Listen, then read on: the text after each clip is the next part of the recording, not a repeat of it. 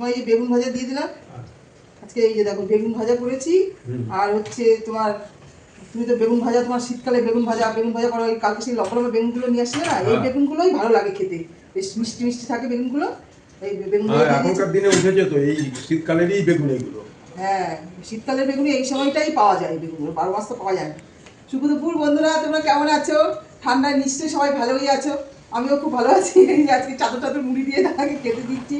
আর খালি গায়ে কোনো কাজ করা যাচ্ছে না আর কি, মানে চাদর ছাড়া সোয়েটার ছাড়া কোনো কিছু করা যাচ্ছে না। ঠান্ডায় আর সোয়েটার ছাড়া থাকা যায়? হ্যাঁ, তুমি বেগুন ভাজা দিয়ে খাও। আর তুমি আমি খাওয়া শুরু করছি বন্ধুরা। তোমাকে একটা কাঁচা লঙ্কা দেবো, তাই তো? দাও একটা কাঁচা লঙ্কা। হ্যাঁ হ্যাঁ, দাঁড়াও লঙ্কাটা নিয়ে আসি। চুলার মধ্যে দেই নেই। এই যে তোমার নুন আর এই যে কাঁচা লঙ্কাও দিয়ে দিলাম, একটার সাথে আরেকটা ফ্রি, দুটো কাঁচা লঙ্কা দিয়েছি। ঠিক আছে, দাঁড়াও নুনের চামচটা রেখে আসে। দেখো আজকে এই যে তেলাপিয়া মাছের ঝোল বানিয়েছি। এই যে দেখো মাছের ঝোলটা তোমার আজকে আর ওই সর্ষে ফসে দিয়ে করিনি, তোমার এই যে বড়ি দিয়ে, বড়ি বেগুন আর শিম আলু দিয়ে ঝোল করেছি, তেলাপিয়া মাছের ঝোল। তেলাপিয়া মাছের অনেক। এটা কি বলছো, লাউ? ও হ্যাঁ হ্যাঁ, আমি দুটো দুটো ভুলেও যাই। এই যে লাউয়ের ঘন্ট করেছি মাছের মাথা দিয়ে, এই যে মাছের মাথাটা দিয়ে। লাউটা অনেকদিন পরে আবার করলাম, তাই না?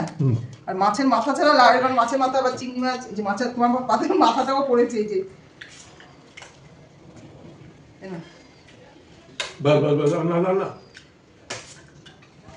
তোমার মাছের ঝোলটা দিয়ে দেবো, বাটির মধ্যে দেবো। হ্যাঁ দাও, লাউ ঘন্টটা বেশ ভালো হয়েছে, গন্ধ হয়েছে বেশ ভালো লাগছে খেতে। হ্যাঁ, মানে মাছের গন্ধটা আসছে আর কি, মাছের গন্ধ।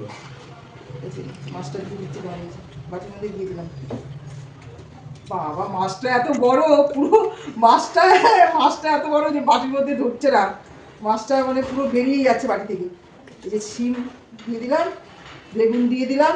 কালকে তুমি বলেছিলে বেগুন দাওনি মাছে, আজকে দিলাম এই যে বড়ি দিয়ে বেগুন দিয়ে আলু দিয়ে ঝোল তোমায় দিয়ে দিলাম।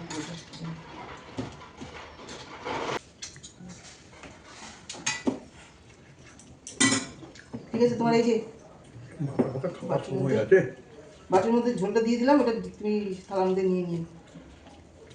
ঠান্ডাটা যা কি পড়েছে বাপরে বাপ, আর একদম রোদ্দুর উঠছে না, একদম পুরো কুয়াশাচ্ছন্ন, মনে হয় আমরা দার্জিলিংয়ে চলে এসেছি, এরকম একটা লাগছে, তাই না?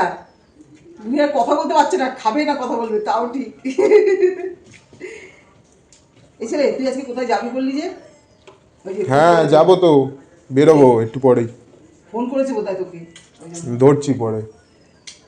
ঠিক আছে বন্ধুরা, দাদা তো খেয়ে দিয়ে বেরিয়ে যাচ্ছে, এখনকার মতো ভিডিওটা রাখছি, পরের ভিডিওতে আবার তোমাদের কাছে আসবো।